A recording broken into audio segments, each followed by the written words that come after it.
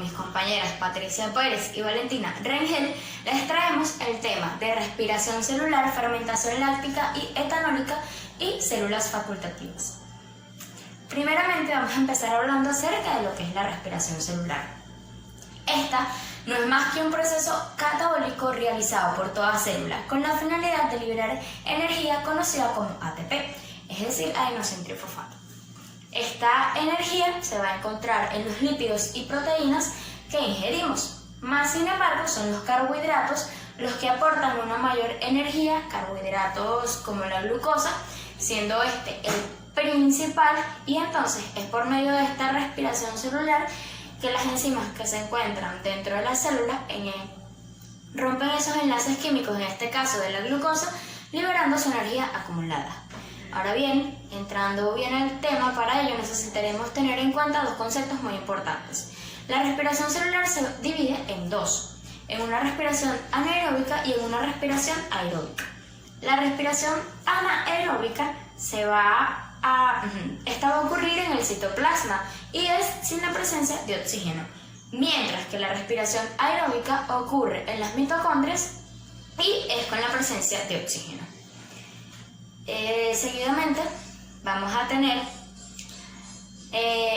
la respiración celular desde un nivel como más alto y pasaremos por cada una de las principales etapas de este proceso y señalaremos la manera en la que ésta se conecta entre sí. La primera fase del proceso es la glucólisis. La glucólisis es la oxidación metabólica de la glucosa que permite la conducción neta de energía en forma de ATP. Esta glucólisis se va a llevar a cabo en el citosol y ocurre en presencia o ausencia de oxígeno.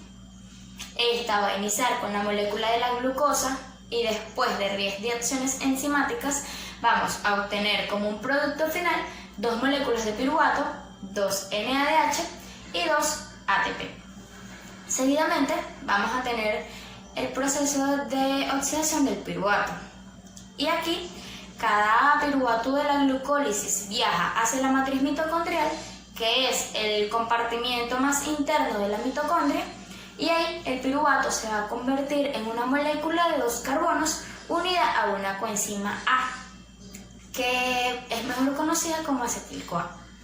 Y también se va a liberar el dióxido de carbono y se va a obtener NADH. Entonces, de estos productos finales de las dos moléculas de piruvato, estos van a tomar dos vías, que pueden ser la fermentación láctica o la fermentación etanólica.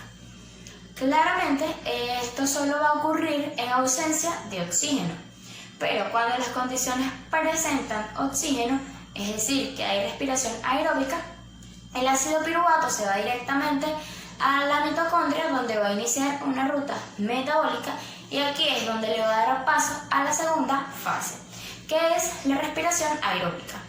Y esta va a ocurrir en presencia de oxígeno. La etapa siguiente es la degradación de la glucosa en la respiración, es decir, la oxidación escalonada del ácido piruvídico a dióxido de carbono y agua.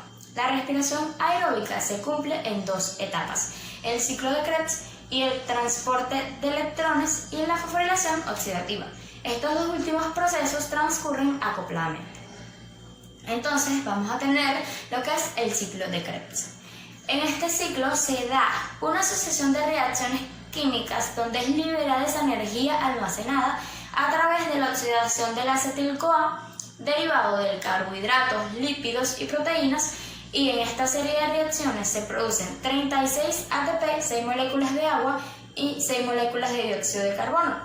También se va a producir NADH y FADH2. Y para continuar, tenemos la última fase, que es la cadena respiratoria y la fosforilación oxidativa. En este punto, la célula ha ganado solo 4 ATPs, 2 de la glucólisis y 2 en el ciclo de Krebs. Sin embargo, ha capturado electrones energéticos en 10 NADH2 y 2 FADH2. Estos transportadores depositan sus electrones en el sistema de transporte de electrones, localizado en la membrana interna de la mitocondria.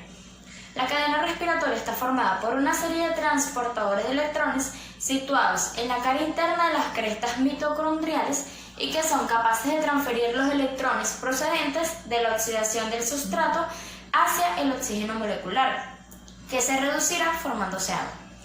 Y como resultado de esta transferencia de electrones, los transportadores se oxidan y se reducen alternativamente, y liberándose una energía que en algunos casos es suficiente para fosforilar el ADP y formar una molécula de ATP.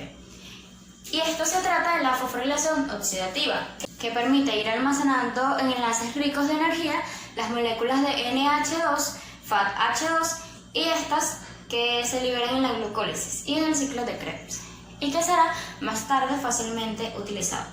Toda cadena respiratoria que comience por el NAD conduce a la formación de 3 ATP, mientras que si comienza por el FAD produce solo 2 ATP. Y para culminar, tenemos que los productos producidos por la respiración celular son el dióxido de carbono y el agua.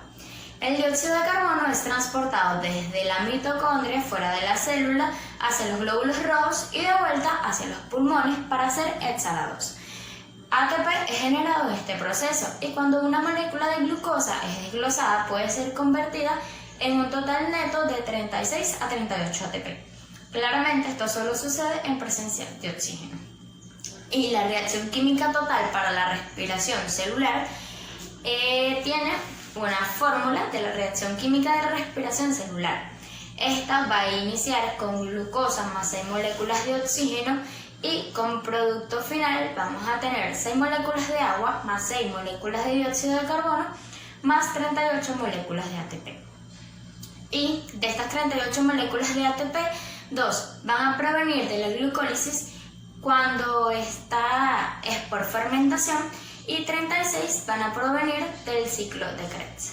Y esa fue toda la respiración celular que les traje hasta ahora. Y para continuar este video pasemos al segundo punto. Para continuar con el tema debemos saber qué es la fermentación. La fermentación es un proceso que surgió hace millones de años, cuando no existía la presencia de oxígeno molecular en la atmósfera terrestre. Y es por eso que ella no tiene la misma eficiencia de la respiración. Mientras la respiración produce 36 moléculas de ATP por cada glucosa que se degrada, en la fermentación se producen 2 moléculas de ATP por cada glucosa degradada. Ahora bien, la fermentación en sí es una ruta metabólica que usan los organismos anaerobios, tanto estrictos como facultativos, para degradar a la glucosa. Es importante señalar que para que el ciclo de Krebs y la cadena respiratoria funcionen correctamente es esencial la presencia del oxígeno. Por lo tanto, los organismos anaerobios no van a contar con estas rutas metabólicas. Sin embargo, ellos se van a encargar de degradar la glucosa en moléculas de piruvato, llevándola por rutas metabólicas distintas. Y es por esto que existen distintos tipos de fermentación, porque cada una va a tener un compuesto final diferente. En este video vamos a tratar 2 tipos de fermentación principales, la fermentación láctica y la fermentación alcohólica. La fermentación láctica se llama así porque su compuesto final es el ácido láctico. Se puede realizar en microorganismos que viven en la leche o en el músculo esquelético.